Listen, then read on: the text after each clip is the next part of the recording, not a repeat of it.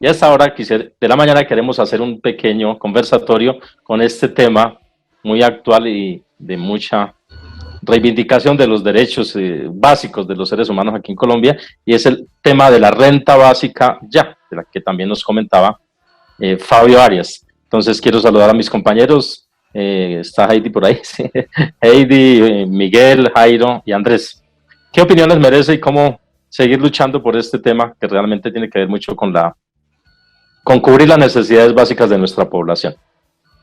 Bueno, Armando, gracias por la invitación. A mí me parece que este tema es muy sensible y es una propuesta viable. Es una propuesta viable teniendo en cuenta que en el 2019 no estábamos en déficit económico, que la propuesta que se hizo de renta básica universal corresponde al 4% del Producto Interno Bruto Nacional, que no es una cifra despreciable, son 40 billones de pesos, 40.5 billones, pero el fisco nacional los puede cubrir. Se pierde más en corrupción. No, es que de hecho se pierde el dinero en corrupción. En la renta básica es una inversión en la población para poder lograr que sobreviva, que la gente en condiciones de vulnerabilidad sobreviva a la pandemia. Se ha hecho en otras partes. El reciente ejemplo es el de España, que se aprobó un ingreso mínimo vital para los hogares vulnerables, entendiendo por vulnerabilidad los hogares que reciben menos de 461 euros al mes. 461 euros es una cifra importante traducido en pesos, ¿sí? Convertido a pesos. En Colombia tiene el descaro de decir que es pobre una persona que recibe menos de 280.000 pesos. Ahí, según el DANE, según el gobierno, el que recibe menos de 280.000 pesos ya está en la línea de pobreza. Es un tope realmente bajo, es un descaro, un despropósito total plantear eso, y consideramos que es una responsabilidad, que es una cuestión viable, que se debe lograr y a la que solo le falta voluntad política de parte del gobierno nacional. Listo, Andrés. Jairo. Eso es más bien como respaldar lo que dijo Fabio Arias y complementar lo que dice Andrés.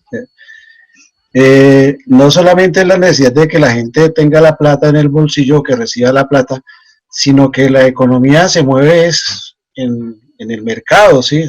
Para poder mover la economía y que la economía crezca y vuelva a reaccionar y vuelva a generar, pues tiene que ver con la plata en el bolsillo que los trabajadores puedan comprar. Esa teoría que planteó Fabio ahora es muy importante. Si se va a ver la reactivación de la economía, pues es fundamental que la renta básica llegue a los bolsillos de los trabajadores, de los que quedaron desempleados, del sector informal, que en últimas son los que mueven la economía. Si uno revisara las estas del DANE, las encuestas del DANE, de la población informal, cuánta es la economía, cuánta es la plata que mueve y que en este momento está paralizada.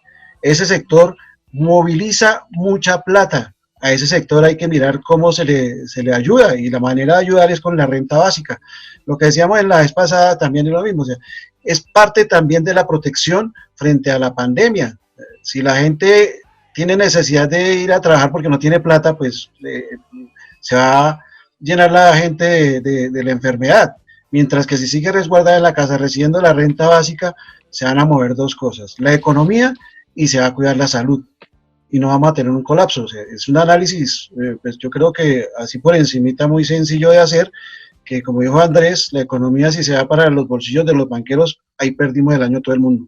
Ahí la pandemia creció y crecerá la pobreza y la miseria. Listo, Jairo. Miguel Ángel.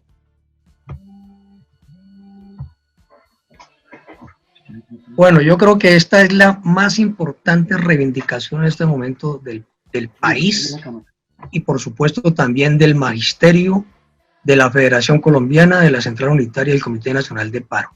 Se trata de que con un salario mínimo durante varios meses, los trabajadores desempleados, los informales, las pequeñas y medianas empresas, tengan esta renta básica que les permitirá reactivar de verdad la economía, pero sobre todo, sobre la base de una premisa, es sobre la base de garantizar la vida.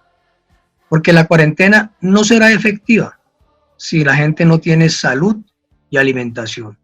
Y en el caso nuestro, en el caso de la comunidad educativa, si hay renta básica, los adultos tendrán la tranquilidad que los niños, niñas y jóvenes conviven con ellos para poder desarrollar la labor pedagógica sin ninguna dificultad, por lo menos con un ambiente mucho más favorable y propicio. Por supuesto, esto tiene unos efectos muy importantes en disminuir la violencia intrafamiliar. Entonces, por todas estas razones, renta básica ya, apoyamos a los 54 senadores y le exigimos a los otros senadores que apoyen para convertirse en ley de la República la próxima semana. Gracias, Miguel. Y cerramos, Heidi. Sí, señor Armando, estamos totalmente de acuerdo. Sería repetir lo que dicen los compañeros. Esto es una necesidad y el país tiene cómo hacerlo. Entonces, en lugar de seguir guardando para que se lo sigan robando, esto debe llegar a quienes lo necesitan y a quienes corresponden para activar esta economía realmente y para cubrir a los que están necesitando de esos ingresos en este momento. Muchas gracias, compañeros. Ahí se resaltan los principales aspectos y obviamente seguir exigiendo que el gobierno destine los recursos que los tiene para cubrir esto, esta renta básica que beneficia a todas las familias, cerca de 9 millones de familias colombianas.